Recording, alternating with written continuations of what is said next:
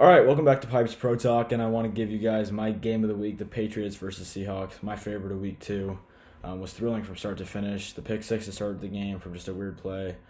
Then the Seahawks were shutting down the run game from everyone except Cam Newton, and eventually the Patriots just stopped trying to run the football with the guys other than Cam, and they let Cam Newton open it up, rip it 44 times, and he played very well.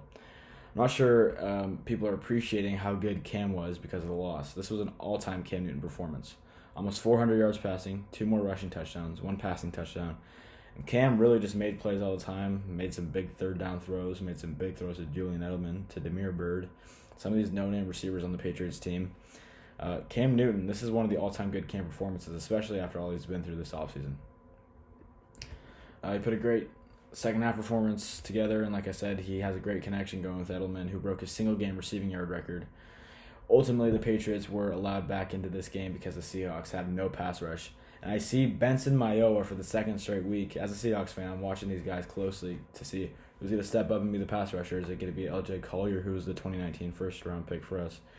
But Benson Mayowa has been making plays. He had a nice play on third down, I believe, against the Falcons in the red zone. Now has made some plays, put Cam into pressure and forced him to throw it away, which might not be a sack, but it's a loss of down. So Benson Mayowa making plays, so watch out for him. But ultimately, the Seahawks let Russ cook, and they stopped the run with ease. This game, they gave away too much in the passing game on defense, but Russell Wilson with a 5-touchdown performance next to Chris Carson, who looked very good carrying the ball 17 times. But back to Russell, this guy is the MVP. I was right, and you're seeing it. He elevates. He threw touchdowns to a 6th-round rookie receiver, a guy who had 17 catches last year, Tyler Lockett, who has always been reliable out of the slot, and DK Metcalf, who people thought would be a bust. He also threw a deep touchdown to a 7th-round running back, Chris Carson. He just makes plays all the time, throws the best deep ball in the league. He's my best quarterback in the league, just officially. I don't want to hear it anymore. Patrick Mahomes is cool. He's a gunslinger. Russell Wilson just makes plays. He does more with less.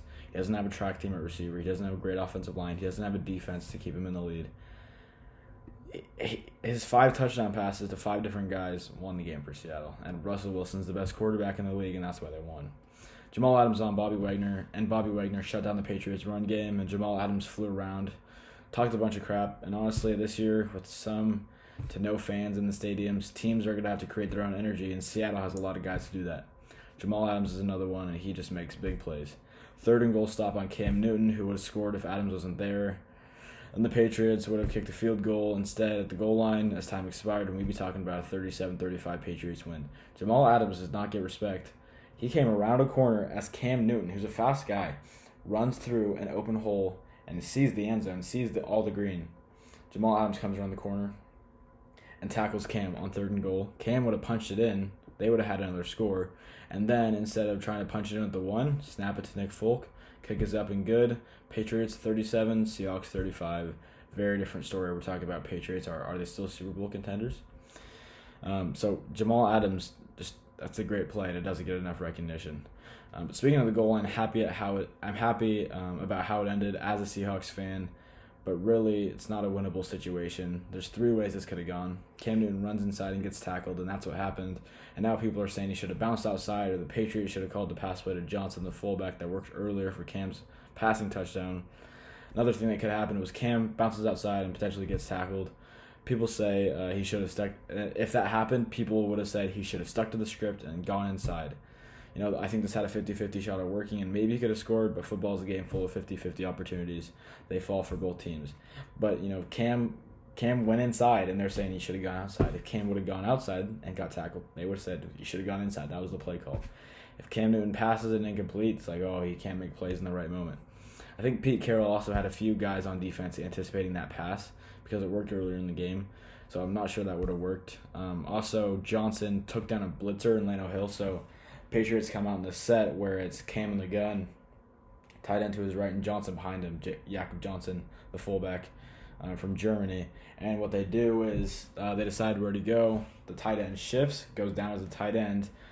Jakob Johnson, the fullback, goes from running back in front of Cam to fullback. And then the tight end plows the fullback, blows a hole open, and Cam runs right behind him. That's the design. And I noticed that they ran that one away from Jamal Adams because I was saying, I saw the same set, and I said, even if it's a pass, the same shift is going to happen. The tight end is going to lead you to the play, and the fullback's going to blow the hole open. And I saw Jamal Adams. He was the end man on the line of scrimmage, the EMOS, as we say. And I see them looking around, and Cam Newton looks over at Jamal Adams. And I'm not sure if it was already the play call, but I see Jamal Adams, the end man on the line of scrimmage, on the right. Cam shifts the play over to the left. Again, it could have been the original play call, but I kind of thought it was funny that that's how big of an impact Jamal Adams makes.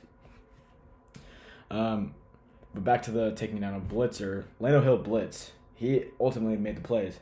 And what happened, with the reason Cam got tripped and LJ Collier hit him and he flew like that when he kind of tumbled in the air was because Lano Hill, the safety, who replaced Quandre Diggs and Marquise Blair, who were both injured and thrown out of the game. Lano Hill, who I haven't liked until now. He blitzes, and if Jakob Johnson was running a route, Cam Newton would have probably just gotten sacked. But Jakob Johnson just kind of chop blocked him, or tried to, as Lano Hill kind of just filled his body with the hole, which is a great play. And then LJ Collier was able to shift inside. But, I mean, Cam couldn't go anywhere because he had two players on the ground right in front of him, and it's because Lano Hill was blitzing. So if you want him to pass, like I've heard that, and it just doesn't make sense to me because that would not have worked because Cam Newton probably would have gotten sacked, to be honest.